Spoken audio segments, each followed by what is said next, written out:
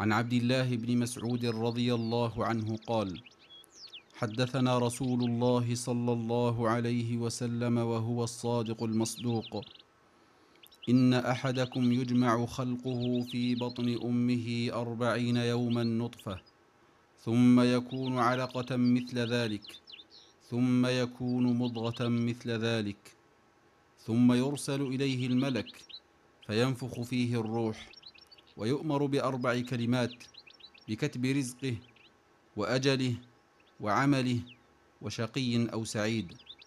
فوالله الذي لا إله غيره إن أحدكم ليعمل بعمل أهل الجنة حتى ما يكون بينه وبينها إلا ذراع، فيسبق عليه الكتاب فيعمل بعمل أهل النار فيدخلها، وإن أحدكم ليعمل بعمل أهل النار حتى ما يكون بينه وبينها إلا ذراع، فيسبق عليه الكتاب فيعمل بعمل أهل الجنة فيدخلها. رواه البخاري ومسلم. هذا الحديث عظيم، إذ هو من دلائل نبوة سيدنا محمد صلى الله عليه وسلم، الذي لا ينطق عن الهوى إن هو إلا وحي يوحى، لأن فيه بيان المراحل والأطوار الأساسية التي يمر بها الإنسان في بدء خلقه وهو قادم لهذه الدنيا، وفيه أيضا بيان النهاية التي يختم له بها من سعادة وشقاوة، على وفق ما سبق به علم الله تعالى بقدره وقضاه. فالحديث يدل على أن خلق الإنسان وهو جنين يمر ب3 أطوار، وكل طور يستغرق 40 يوما، ثم بعدها ينفخ فيه الروح. الطور الأول وهو طور النطفة، والطور الثاني وهو طور العلقة، والطور الثالث هو طور المضغة. وبعد 120 يوما ينفخ الملك فيه الروح ويكتب هذه الكلمات ال4. وقد ذكر الله تعالى في كتابه العزيز هذه الأطوار، فقال تعالى: يا أيها الناس إن كنتم في ريب من البعث فإنا خلقناكم من تراب ثم من نطفة ثم من علقة ثم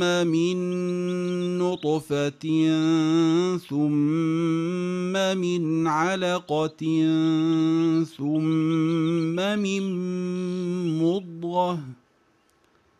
وفي الحديث بيان أن نفخ الروح إنما يكون بعد مضي 120 يوما، وهذه الروح من أسرار الله عز وجل في الخلق.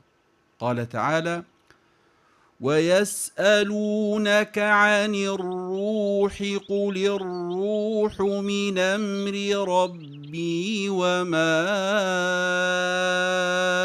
أوتيتم من العلم إلا قليلا.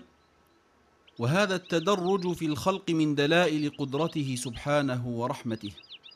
وقوله صلى الله عليه وسلم: ويؤمر ب4 كلمات: بكتب رزقه وأجله وعمله وشقي أو سعيد.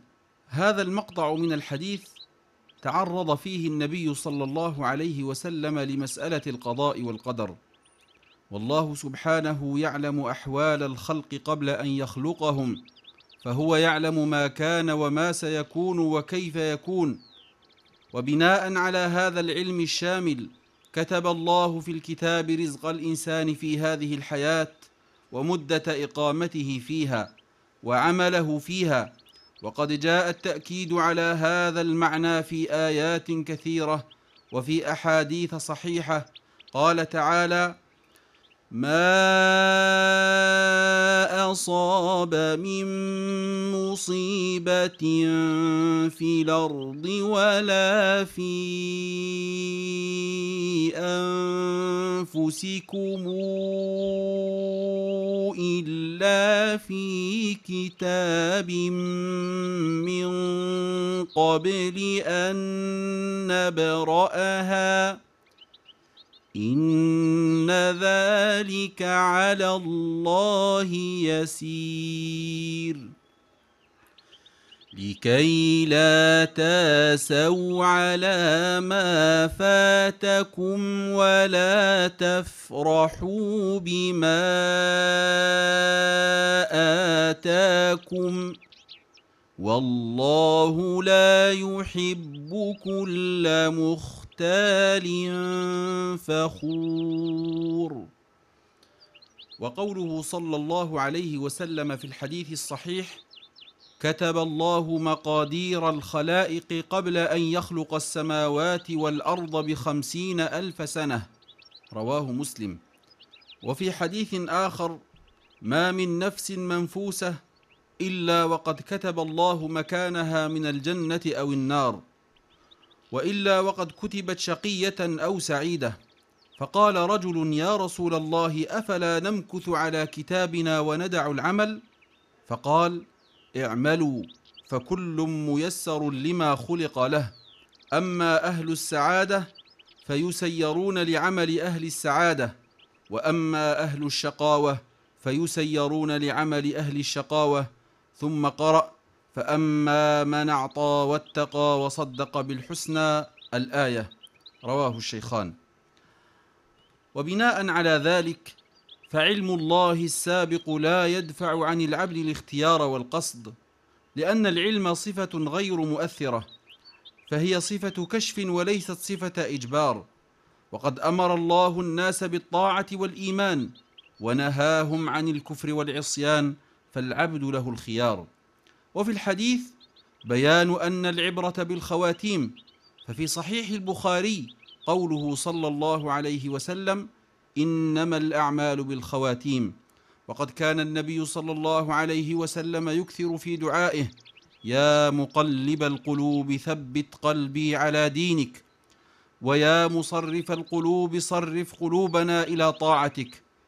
ونسأل الله تعالى الثبات على الحق والخير وحسن الخاتمة.